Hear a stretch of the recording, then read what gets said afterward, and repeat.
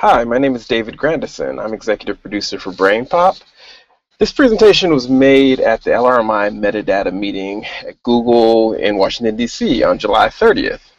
I'll be presenting a case study on BrainPOP's involvement in piloting the addition of LRMI, structured markup descriptors, onto our content. I hope to explore what we did, how we did it, why we did it, along with a few outcomes and things we learned along the way. BrainPOP has a variety of curricular content resources that engage students and educators and bolster achievement.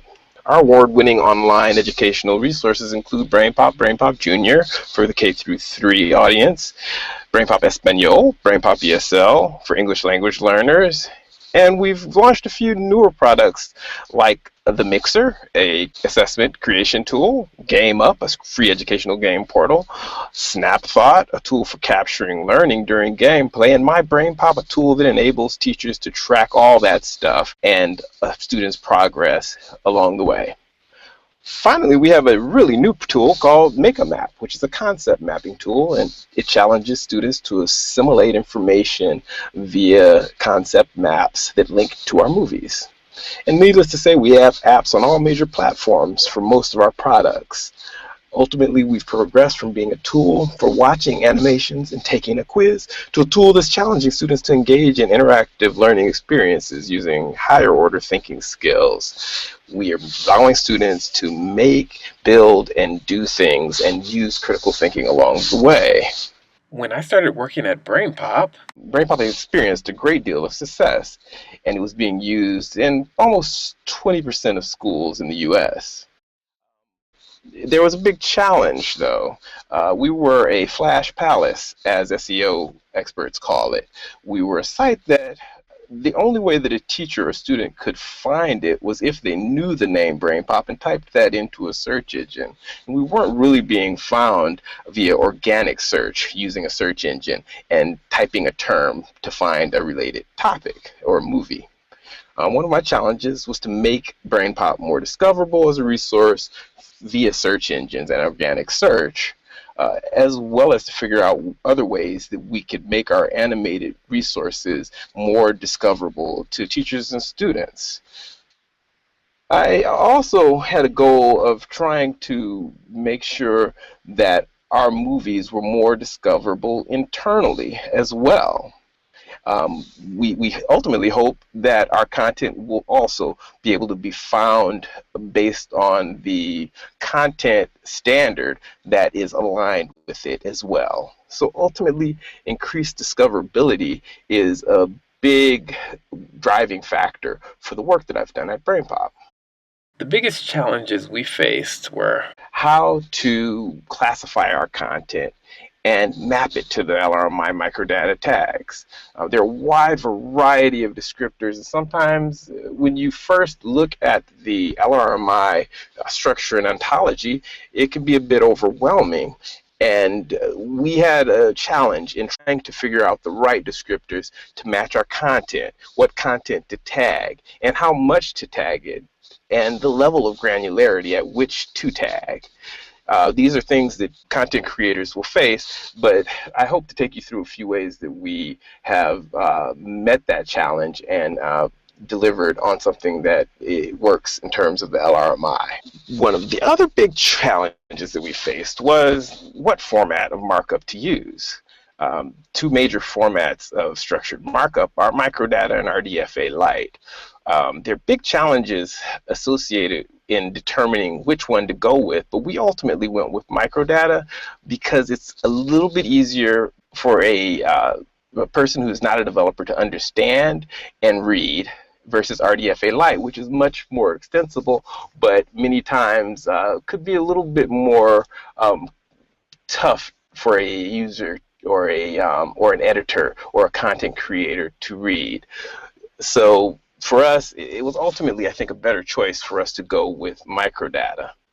Another determination that we had to figure out was what is the right way to describe our content and how to map it to the correct microdata tag. This will always be a challenge for content creators, but one of the big goals to participating in this project is you're able to define how you map your content to the LRMI. As a content creator, I'd much rather be in control of how my content is tagged early on so that later it's not handed down to me and something that I have to adopt. It's rather something that I've learned and I've adopted with my team, and it works for us in the way that we would like to use it. In general, the things that I've been talking about, metadata and microdata, are just ways to make information discoverable and readable by computers. Ultimately, this is the information that computers search for, and the information the computers and bots that are searching for websites use to determine what type of website that is. The more information we provide, things like content standards, age range, resource type, educational use, time required for the activity type, allows a bot to quickly assess the quality and the type of content that we have, thus making us, I think, a much more viable target for a search result. This is what that information looks like.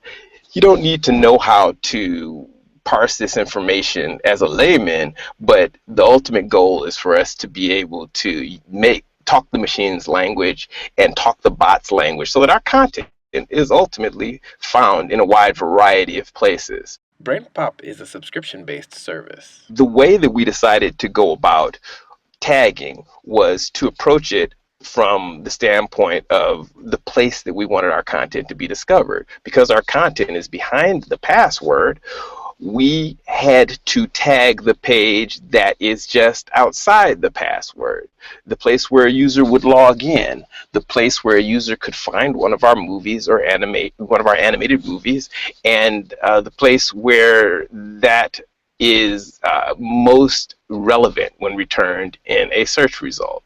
So this is the page that we chose to go with, which is our preview page. We decided as a part of tagging that preview page that we needed to tell a user what was behind the preview page. And because BrainPOP offers a quiz, activities, question and answer questions, games, and FYIs, we chose to tag our content for all of the things that lay behind the password. A big part of that was the lesson ideas page. The lesson ideas page is essentially a one-stop shop that allows a user to a teacher that is a user to find all of the resources that are related to that specific topic. For example, basic probability, we provide a list of lesson plans, we provide the content standards that are mapped to that movie, and we provide games and a wide variety of other resources that are related to that content. In the case of games, we decided to tag that game and tag it with both the content standards and the content that's related to the game and the descriptors that describe that game. The game's lesson ideas page shows much of the same thing. A lesson plan, and it shows the content standards. And all of that data is available on the back end for bots to find and to bubble up in search results. So we're not only tagging on the back end where the user can't see it, we're bubbling up content standards and anything that is relevant to the game or the movie so that a user can use it. So it serves two purposes on our site. And ultimately, in the long run, it will also inform our search because it will allow us to make our search more useful by allowing a user in the future to search by a standard to find a game or a movie or a resource that is related to that standard. Since starting the process of SEO optimization and the addition of detailed microdata descriptors, Referrals from search engines have gone up from 12% a couple years ago to almost 40% now. By doing all of these things, we want our resources to be more discoverable and more findable by both users in organic search, but we also want those resources to be discoverable via learning resource portals. So as a part of working with the LRMI, we were able to share all of the content that we had tagged via the learning registry with learning resource portals. An example of that would be the ISLE, the Illinois Shared Learning Environment. Because we've tagged our content to a level of granularity that a tool like the ISLE Open Educational Resource Search understands, they can now pull that information into their tool without us providing them with detailed spreadsheets or access to our database. Our information can now be pulled in by anyone who chooses to be a part of the learning registry and to tap into one of their nodes. In the future, this information, the metadata and the microdata, is the information that will power semantic search. It'll make it very much easier for us to find resources using natural language search and other tools that are coming in the future. Ultimately, the holy grail for instructional designers such as myself is for these things to power adaptive learning, which will allow teachers to create differentiated content that any student can use based on that student's specific needs. The microdata is what will power these types of tools in the future. So BrainPOP is getting ahead of the curve by tagging our resources to a high level of granularity so that these resources are available when these new tools are ready in the future.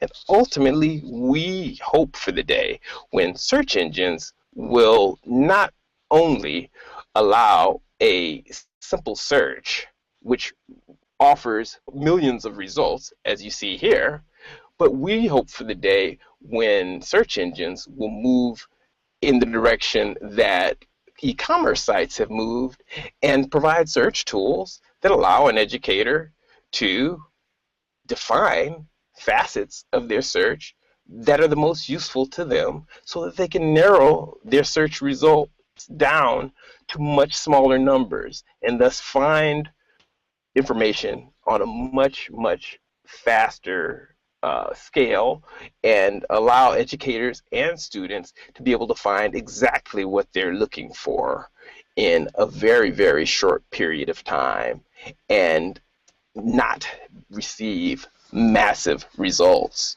but to receive information that is short and actionable and is exactly what they're looking for to allow them to better differentiate what they're doing in the classroom. Once again, my name is David Grandison. I'm executive producer of BrainPOP. I can be reached at Grandison. And thanks for taking the time to learn a little bit about what we're doing here at BrainPOP.